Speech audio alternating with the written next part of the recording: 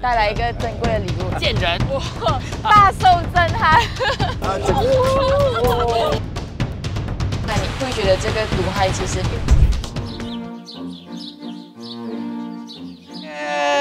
来到了漂亮的沙拉瓦古街，虽然美啦，可是这里是什么 escape bar？ 不是讲员工旅行吗？不是 escape bar， 这也是货柜箱啊，寄放的一个港口。为什么来沙拉威要来货柜箱？不是应该去看马哇啊？其实我也吃拉萨啊？我也不知道为什么要来啦，主要是我们的嘉宾知道啊，我们先请他进来好不好？好。我们要欢迎我们的 YB 张建仁。哎，你好，你好。Hello， yes, 你好，你好。YB 张建仁，我想问一个问题很久啊，就是你从小到大哦，会不会有人拿你的名字来开玩笑？就是建仁，没有礼貌你。有没有这样？有吧？我从小学就已经有人这样叫我了，那么我已经麻木了。哦，不可以这样子，大家会以为我们西马人没有素质，拿你的名字开玩笑。哎呦，这样我们必须赔礼。对对，我们东马的朋友，对，带来一个珍贵的礼物，就是真的，咖喱面包。我们也不懂啊，我们觉得我们在机场看到很多人买嘞。是，东马人你肯定是坐 AA 来。啊，对。你到 AA 的这个 KLIA 度，你看到只要有买这一大包小包的这个Gardenia Bread， 就肯定是沙拉热。哦，因为你看这边有，Gardenia都没有。你看你的价钱是1块1嘛，你这个送礼也没有什么诚意吧？只送了一个。大便宜，珍贵嘛，然后。OK， 西马是卖1块1，我们这边卖了超过1倍以上，2块多到3块多哦，贵。同样的货物，只是一孩子。为什么？这里没有生产，而且这个是空运过来的。这个是饰品嘛？关于饰品的，为什么沙劳越普遍饰品啊，任何货物都很贵的？那个我有另外一个故事，关于贸销部的内幕。要跟你报。好，我最喜欢听这个。这样它跟这个货柜有什么关系呢？为什么要带我们来这个 park？ 你叫我做导游，我不是普通导游吗？那么我导游的话，那么就带你来，比较有关系到我之前的这个贸销部的这个部门的问题。是。所以你这个导游要带我们去深入研究这个。对，这个地方呢，就是Senari Port， 附近的一个货柜码头。是。它也是一个深深影响到沙劳越人每天生活的一个码头。所有的货物都会来到这里。所有进口的货物，包括从西马进口货柜呢，是造成沙劳越普遍物价比较贵的其中一个原因。因为你看后面，你看这些很多并不是好事，因为这些是空的货柜，空的货柜，许多货进来，我们有需求进口进来了之后没有东西出去，因为我们的工业不发达，我们的工业长期受到政府的忽略，没有积极的去发展我们本地的制造业，所以我们没有什么出口。普通的消费者的物品进来了之后，这些货柜就有些是空着放在这边，或者空着运回去，这样呢就造成了这个我们的运输成费的双倍。就是因为原本出去可以分担那个运输成本，结果没有，所以它就会变成双倍。所以船务公司运输公司，他们把货寄来沙劳越的时候，它的价钱就是把这个空柜运输的价格算进去。所以它其实是承担了2层来回2层的那个 shipping fee， 所以它才特别的贵。所以图片上就比较贵。难怪你们每次东西去东马那个 shipping fee， 对都没有，而且没有 free shipping ，Shopee 这些都很贵的嘛。原来如此，这样要怎样解决这个问题？发展工业咯，是吧？第一，发展工业，但是问题在于这个又讲回了我们常常提到的贪污滥权的问题。我等一下带你去看一下另外一个景点，好吗？好，赶快走，工业区要看八卦哦。Let's go。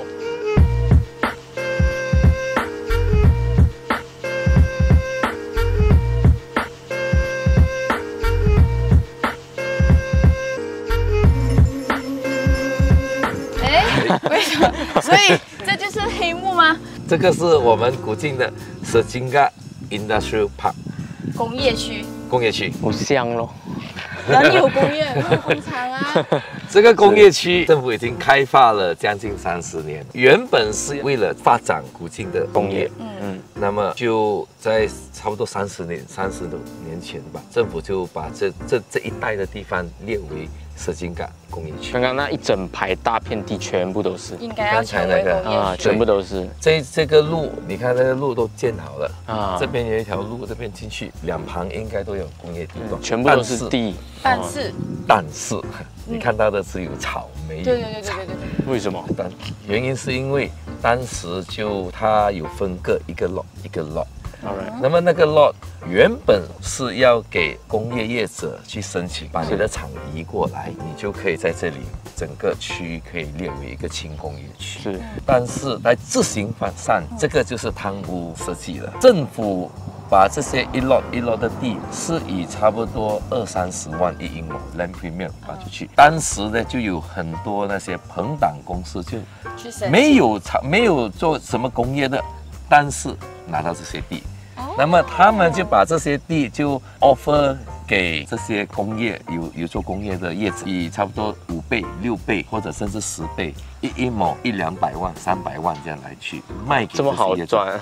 对，就是这样一转手，政府批地，他拿了再卖出去，所以导致原本应该可以直接用这个 premium 价格的人申请不到。对，这些人就做生意的人都会算吧，我为什么要花这么多钱把我的厂从原本的地点转移到这边？一些比较大的厂，他们能够直接去到政府有关单位的就可以直接拿到。那些中小型的就尤其是比较小型的就没有机会了，没有这个能力了，要透过中间人。所以这个为什么我讲贪污真正打击到我们的这个整个工业发展的，不只是短期，而且是长期的。到今天为止，你看到这30多年的一个工业区变成这样去，这个从一个贸工部的部长的嘴巴里面讲出来是很有说服力。可是我想问，只要是没有工厂建起来，它会有什么问题？就是刚才你看到空货柜了。没有工厂建起来就没有制造业咯，制造业不蓬勃发展的话，就很没有出口的东西咯。没有出口的话，你的货柜进来就只有单程。这样我就半信半疑的再追问一句啊，会不会是本来沙拉瓦就不太适合去发展工业嘞，而不是什么土地这种卖贵的？当然 ，OK， 发展工业有很多条件，是沙拉越的劣势在于人口不多，但是我们也有我们的优势。我们也有深水码头，我们有便宜的电，我们有水力发电，比西马便宜了许多，尤其是工业跟商业。这个很重要，是对，很多公司都需要这样的这个优惠。对，优惠土地我们也很大，所以就好像这边的土地这样。还有另外一点的，我们有很多，因为我们跟加里曼丹那边只是边界的一个关卡就可以来回了。对，签证方便的话，劳工方面也是非常便利。就算人不足，但是劳工也很容易拿到。对，所以其实条件都很充足，但是就是做不好，就是坏在朋党。所以沙拉瓦周选也过了哦。你们改不到了这样也是。这个是我们的长期斗争也是因为长期斗争，所以长期人家听到有点闲了。是但是问题还是存在，不能因为麻木就觉得这个东西不需要被解决。亲眼看到还是很震撼。其实这样除了这个土地的这个被滥用之外呢，还有没有别的可以跟大家讲？为什么我们的工业发展不起来？另外的是好像我在我的贸销部的那个就是等一下我要爆料的这样我们要去换一个地方，那个地方好吧？我们先看看这个地方。好，说这个是第2个景点。好，可以，好，可以。谢谢这位导游带我们来看杂草，谢谢。All right， 可以。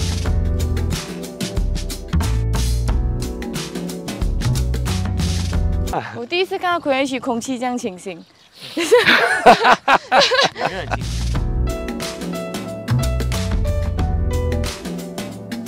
现在10点早上，应该是所有工业区跟港口最繁忙的时候，可是你会发现完全没有人。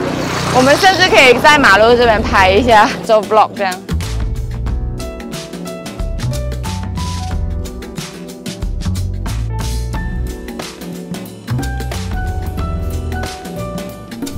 那刚刚讲完第1个工业不能够发展的原因，就是很多土地这样子变贵，那还有没有别的原因？其中一个就是食品加工业。哎，你看到你的这个这个吃的东西嘛？不是因为我们要吃早餐，对，是为了要聊食品加工业。附近的美食也不错的，真的。讲到食品加工业，那么我们就看看你这个面包嘛，咖椰 butter 很好吃啊，有什么问题？咖椰里面的糖的成分是48%，辣椒酱，糖的成分是28%。哦，所以我们变成养生频道，叫大家不要吃糖。不是，我是跟你讲这个我们工业的成本。好，食品加工业，白糖我们在全马来西亚就基本上2间公司 ，MSM、CSR 出产白糖，几乎市场是垄断的。沙劳越的这个食品加工业，他们要买白糖是必须跟像西马那边进口。OK， 那么价钱当时是定在2块8。当时我们做政府的时候，国际行情白糖的这个价格是1块4、1块8，双倍耶，几乎。那么，但是政府的政策就不允许他们进口，必须向 MSN、CSR 买。MSN、CSR 也同样的有供应给西马的食品加工业，但是因为西马那边食品加工业的量比较大，所以它的这价钱都可以negotiate到差不多1块8、1块7 ，OK， 1 kg， 这边比较少，这边 MSN、CSR 就不愿意，就定在2块6、2块7。所以我当时的这个贸工部是我管的嘛，所以我就觉得这个很不公平。当时就在我部门里面提出，允许沙劳越和沙巴的食品加工业直接进口白糖。OK， 当然受到很大的阻力。不只是MSN、CSR 他们也跟我部门的光研那边有很久的这个交往，所以他们几十年都是这样。光研就给我一大堆理由，这不可以怎样要怎样，什么一大堆理由，要101个理由。那么我听了就非常的生气了，因为我是沙劳越的食品加工业，在这样的情况之下，怎样去跟西马的竞争，怎样去跟国际竞争？因为你要知道的是，我们用的他们食品加工业的用的白糖是每年是以几十吨、整百吨、几百吨来计算，那个贵了1、2块钱，1块钱1 kg，就是1吨是1000块。不只是外面的人不愿意来投资开厂，本地的也没有办法去跟外面的竞争。到最后，我经过了很大的这个跟他们争执了之后，终于得到批准，可以进口，就是直接进口。泰国、巴西，真的你想象一下，从巴西进口白糖，巴西这么远，坐船坐到来这边才差不多1块6、1块8。但是西马进来这边，真的是西马人在剥削你们。所以讲啊，所以为什么我们沙劳越人很讨厌你们？那么后来可以进口了之后，我就很高兴。那么我就公布这个消息，因为一开始也不多嘛，反正不多产，而且有些还带着半信半疑，所以有8间公司向我申请。OK， 写信进来申请，那么我就交给部门，那么部门的官员就批咯。我就找那个官员来，好，我明天要回去古晋，那些批准的8间的糖厂的这个信，你交给我，好，我要带去，我要亲手交给他们，我也要告诉其他的这个食品加工业者，我们有这个政策，有8间申请，8间都得到了，好，不论你是谁，不需要谈交情。那么官员突然间支支吾吾的讲不出话来这个信呢，是我们是批准给1间公司，然后这8间可以跟这间公司申请。什么意思？就是指那个特定进口的白糖的量，部门是批准给1间公司，业者要跟这家公司申请。谁定的规则呢？官员定的规则。我听了满头雾水，这样不是你在创造一个中间人？那么他们这样再跟中间人买，也是贵啊，又贵了。也是在增加他们的成本。这些公司它可以直接跟外国买，为什么我们的政策要制造一个中间人去剥削他们？他们官员就讲因为呢，那么他们的量不多啊，什么一大堆理由啊，所以他们去进口啦，他们运输费什么会比较贵。乍听之下好像很有道理，是有一点道理，对。那么我直接就反驳这个官员说，你看这些申请的，他们要进口的是100吨、200吨的，是。那么你进口白糖，基本上是你是用 container 吗 container 一个 container 是20吨，哦，那么你一个 container 的价钱，如果是你说我进口5吨啊，装不满一个货柜的话，有一些空货柜那就贵了。OK， 但是我现在是装满整个货柜进来啊，那个光爷就没话讲了。就讲哦 ，baby 啊，其实呢，这间公司已经答应我们部门，如果我们部门需要一些经费办部门的活动，他们会赞助。这是可以报警的程度了吧？他再讲深一层哦，其实这间公司已经答应了要赞助我们几百万的经费。而且现在不知道这个钱要放在哪里，哪一个机构？几百万从哪里来？就是从这个地方来啊，从这些商家来嘛，不然无缘无故不会给你这个钱。对，在商言商嘛，然后你羊毛出在羊身上，之后他就有一点惊慌，2个小时后回来 ，OK YB 啊，这个 OK， 我们的信已经出了，又 OK 啊，又 OK 啊。所以我就你拿来给我看，我现在不能够相信你了。你拿来给我看，真的是幸好你没有，就是错过这个，没有你幸好你有去检查那个信。对，不然的话哦，对，人家一定骂你了，就是你会制造的一个中间人，他们就讲你贪。那么那一天呢，我就回来了，我就召开记者会，跟他们业者在一起，我信一张一张发给他们。那其中一个就看到信的，就YB。怎么这个信批准给我们进口的？我讲做吗？不是你申请的吗？没有啊，我们听到外面的消息是你会批准给一间公司，而你那间公司你也有份的。Oh my god！ 这么黑暗的吗？这么黑暗。所以马来西亚很大的问题，包括沙劳越在内，政府的政策制造一些中间的加重经商成本，这个是整个文化，整个风气。已经造成了，当你要实行每个政策的时候，官员就自然而然会从中制造一些中间人来套利。这样我想问，那现在那8家食品加工厂怎么样了？买到很便宜的糖？那个之后呢？那8家食品加工厂，他们确实是有进口，而且买到很便宜的。其中一个就因为这样，他讲他还打电话给我说，他能够把他的一些食品推销出外国，但是遗憾的是，我们倒台了之后1年之后，这个政策又被取消。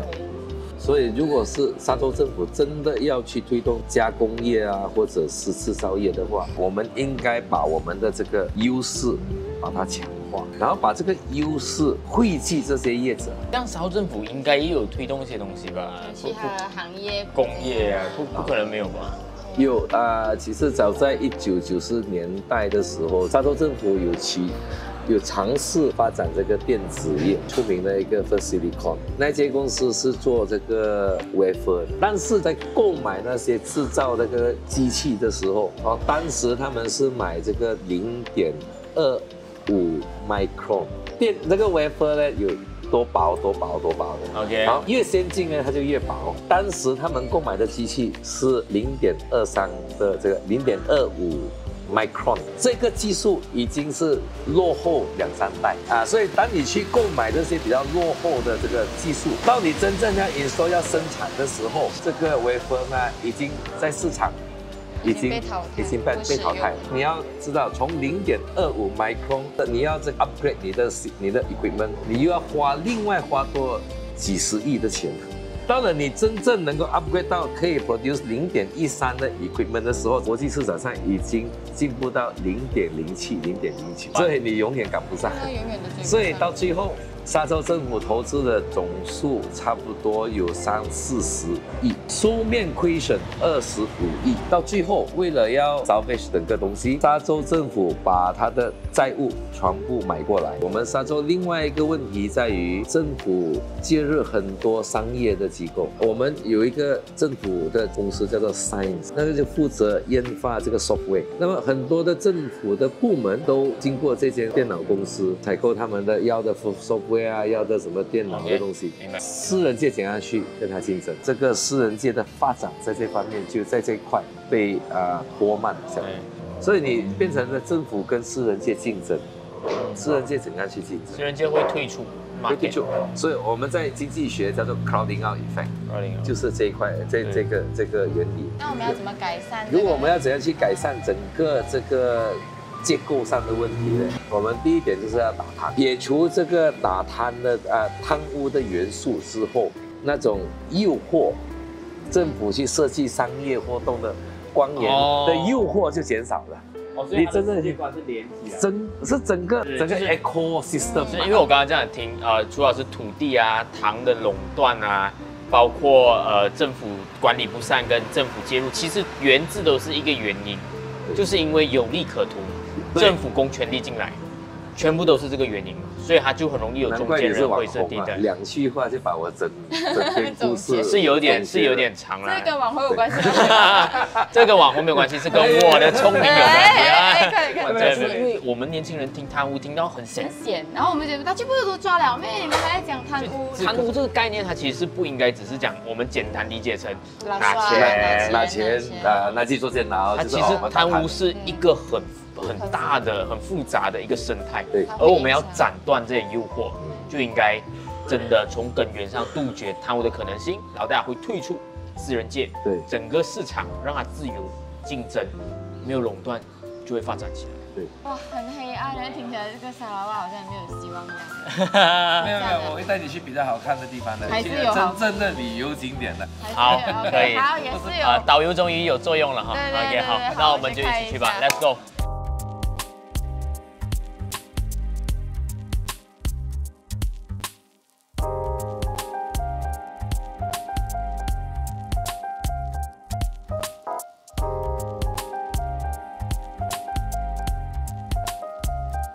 哇，终于来到一个比较像观光的地方啊，比较像旅游区哦，很美耶。不过真的是，对，这个地方就是我们古晋可以算是最古老的市中心了。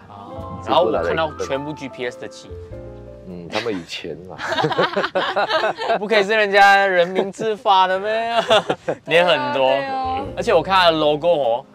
就是一个犀鸟哦，讲不走哦，沙拉瓦人代表沙拉瓦人的特。我们来到这里，我们有特地去走访一些我们的东马，他们就哥哥跟我们反馈一些当地东马人的一些心声啊，就想要看你怎样回答一下。虽然你讲贪污啊，讲垄断，讲这些权利，讲到很好。但是就是西马的问题而已啊，他们很多人是这样觉得，跟我们东马没有关系啊。Rosma 来谈那个太阳能，你看西马政党就是这样哦。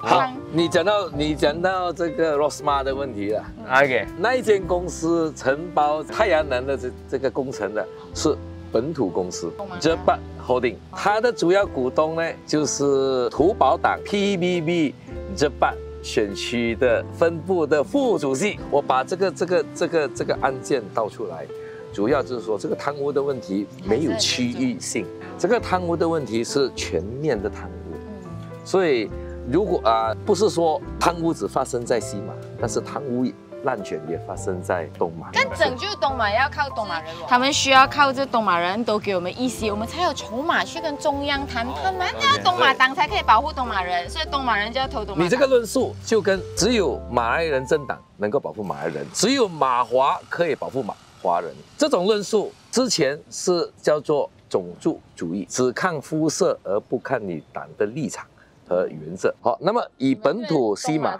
对，在政治学术上叫做 regionalism 区域主义，看你的地缘而不看你的党的立场。同样的，就像种族主义一样的，只看一些不相关的因素来决定一个党的立场，跟种族主义一样，很容易煽动情绪的。我举个例子，我们沙劳越在西蒙还没有崛起之前，就是2013年、18年的时候，几乎在沙劳越国州都是由本土政党所垄断本土政党就是 GPS， 当时是沙劳越的这个国政，但是在这个垄断期间呢，他们也是失去了沙劳越权益最多的这段期间。那么是因为西蒙的崛起，所以导致沙劳越的权益逐渐的提升。讲的民主的真谛就在于平衡和制衡。当时一面倒的垄断，他们也没有那种动力推出这个沙劳越主权啊这个论述。那么我可以举几个例子。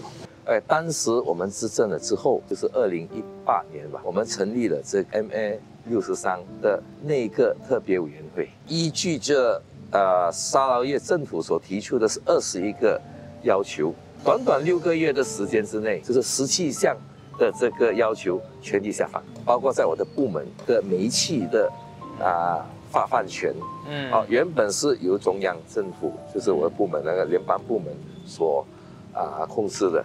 也同意说这个权力下放给州政府去管理，所以有这个权力的下放你看呢，那些都被拿下来了，因为这个是公园，这个公园的地方呢，公共场合是不允许放这些。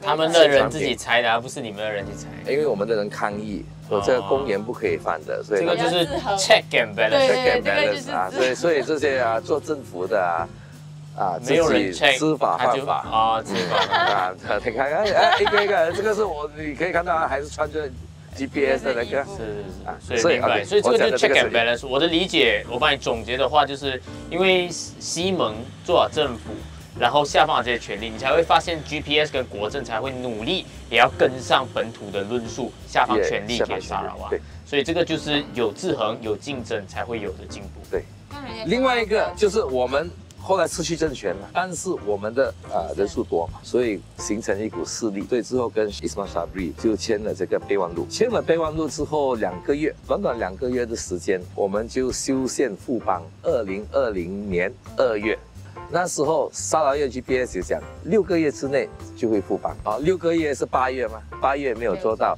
再多6个月就是12个月，就是2021年的2月也没有做到，2021年的8月也没有做到，9月1年半没有做到。对，他讲6个月，不过18个月没有做到。是 MOU， 我们签了 MOU， 讲的是制衡所带来的。另外一个例子就是2022年的财政预算案，在2021年通过了，在我们的密使之下 ，Zafrul 同意再加拨给沙劳越4亿5千万额外的拨款，这个也是我们提出来的。所以这个 MOU 的力量来自哪里？来自一个有平衡、有制衡的政治格局。所以我讲，不只是在全国有制衡的这个政治的有制衡，沙劳越本身也要有政治的平衡和制衡。所以现在既然 GPS 都赢州差不多赢完了，更应该有一些反对党的国会议员在沙劳越。而且另外一点，我这里做一点广告。好，我们西门的宣言里面有针对教育和医药主权下放的议程。虽然是全国党，也会照顾沙劳越本土人的这个。我相信主要是我们认为去中央化的这个制度会比中央集权制来得更有效。还有一些无聊的小问题没有你不可以讲无聊，是你这个没有问题。就是西门不懂要不要，就西马人不关心问题比如你们的石油，我们的石油税到底去了哪里林冠英讲要给我们12%的嘞，你们没有的。我们的油给你们西马的本等到采到完了，我们东马人什么都没有嘞。他的朋友问的可以。我的朋友。石油开采税的问题，当时我们有探讨之后，我们达成一个共识，就是说好。归还沙劳越28%的石油开采税，外加58%在沙劳越所征收到的所得税，归还给沙劳越政府。但是前提是沙劳越政府需要承担就是教育和医药的在沙劳越的开支。这个整个配套就是权力下放的议程。我不光只是给钱给你，也不光只是说我给你这个权利，但是我没有给你这个钱。如果说给你这个权利，没有给你这个钱的话，那么你每年的预算案你还要跟中央讨。那么我们做了计算，如果28%的石油开采税加上那58%的所得税，它的总数是超过沙劳越的所有的行政和发展开支，对的。所以这个是整个配套。但是 GPS 说你钱给我，那个我不承担。为什么我不要拿这个权？因为你可以管控自己的教育，你更好的去发展学校。不要钱，不要管。更好的。他的意思是我拿钱就好了，钱照你来负责。这样现在拿到多少？这个石油税是58%。GPS 拿回5%啊？还是5%过去的5%。哦，这样还没有拿回啊？还没拿回啊？这样为什么都要调去？因为他们有总理啊，然后升格城邦啊，所以还是拿，所以有没有钱拿回不要紧了啊。我觉得今天我们是在选联邦政府。好，你要选联邦政府的话，你就要有一个全国平台的一个政党，才比较能够有效把整个的全国的资源看怎样去分配，让州能够更受惠于全国的这个发展历程，而不是单单就是闭门造车的方式。所以我觉得 GPS 的这个领导没有世界观，没有全国观，而且更糟糕的是，他们是不断的去荼毒沙劳越人民的思想。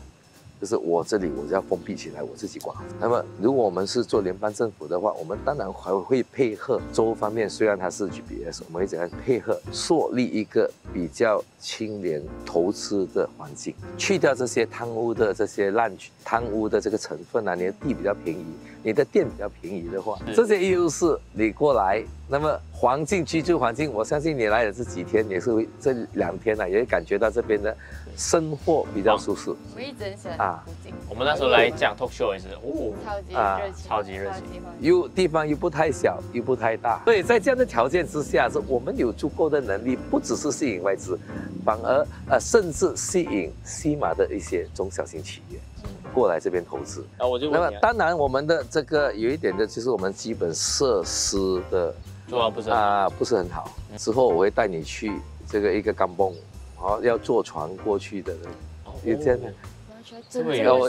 我要坐船过去没？什么叫坐船过去？坐船过它的甘崩的那个地点，然后之后我会带你去。是因为什么要坐船？就是因为没有桥。早在2001年的时候，沙劳越政府就资颁了一个合约给一家公司，那家公司就是当时的首席部长的儿子跟他的恒党的公司。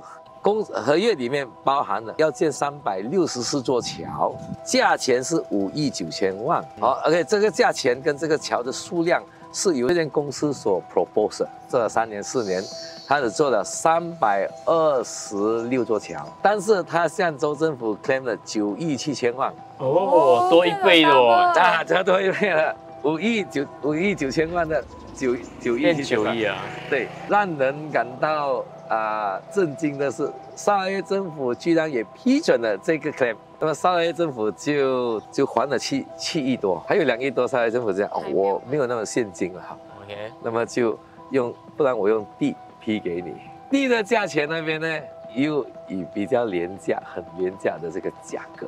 为什么地会便宜 ？OK， 那么当时就是好像其中一块啦，200多英亩的，就是在我的选区里面的。当时是叫做 Ammunition Depot Buffer Zone， 因为它中间有一个军火库，军火库的范围是这些地呢，怕爆炸，所以就要缓冲，所以缓冲Buffer Zone， 所以这些地是不值钱的。但是这个军火已经要搬走了，军火库要搬走了。哦，搬了过后就值钱了。搬了之后是这样，但是还没有搬走之前，你就以这个category 的地。以这个价钱来给这个公司set off 它的一部分的这个些事情，沙拉瓦人懂了吗？懂了，懂了，这样他就是可能已经忘了，可能已经忘了。也有一些是因为好像你们听贪污听要险的，不是有些像你们这个年龄层的可能不懂。OK， 话讲回来了哈，为什么我们等一下去的这个甘崩本来有一座桥的嘛，但是没有桥了。到今天他们的居民还是每天要上下班都要坐船。好，我们去看一下。去看一下。 Let's go。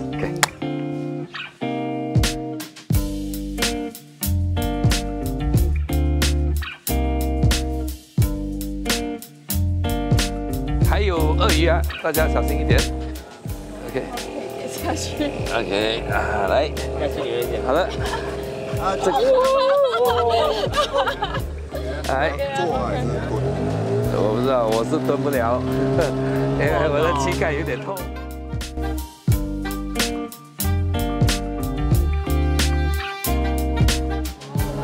所以这个就是长期来这个村民所每天要面对的问题。 桥上来迟啊，根本就没有来，到今天还没有桥，所以我们今天要坐船过河。来，好的，我们到了河对岸的乡村的，哎 ，Hello， how you？OK， 来，要上来吗 ？OK， 小心啊！站走。可能道路不是很平，所以大家抓紧一点。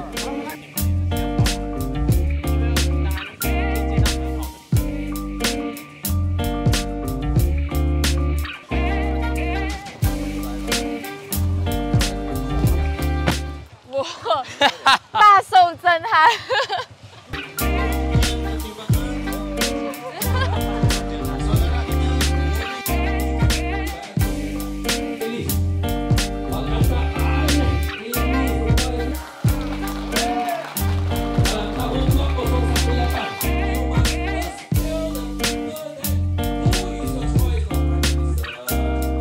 哇哦！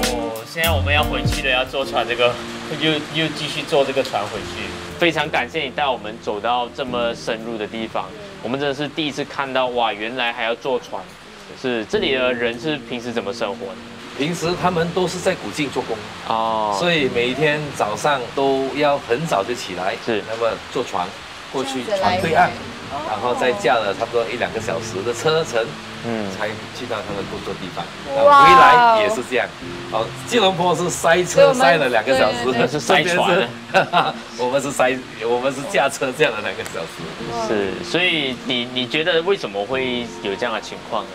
我觉得基本上就是第一，我们的国家的发展，政府的发展没有真正照顾到所有的人民。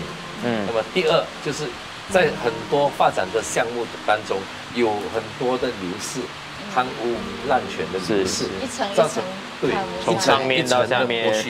那么本来可以建2座桥的钱，变成只能够建1座桥，这样的剥削长期下来，就很多的发展需要发展的地方没有发展到，所以就造成了今天虽然我们已经建国了60年，但是还是有很多这样的郊区的地方，而且距离古晋也不是太远的路程，还是缺乏了一个最基本的基建的设施。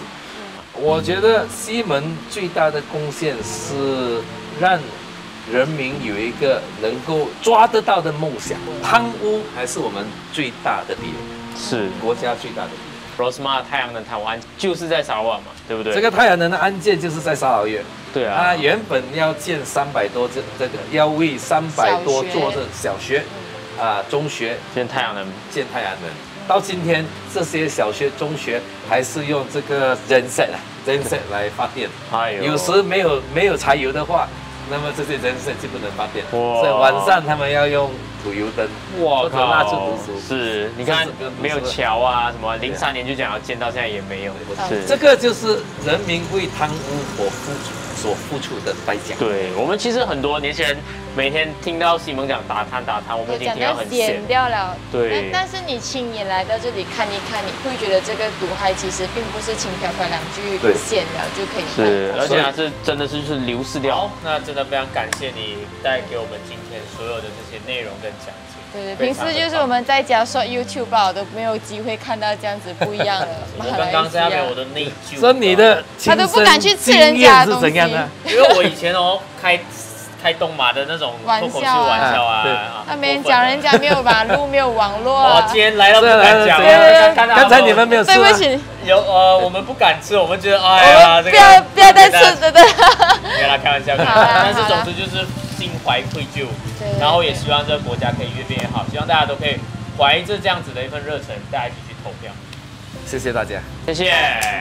坐船 ，Let's go， 还在等我们了。真的，我们要再去坐船啊，不是假的。对，不然还没有。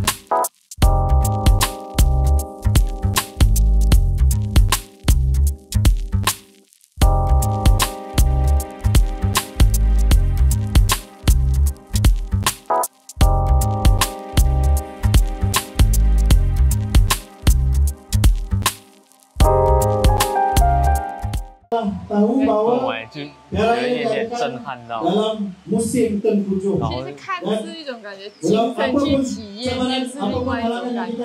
我需要缓和一下。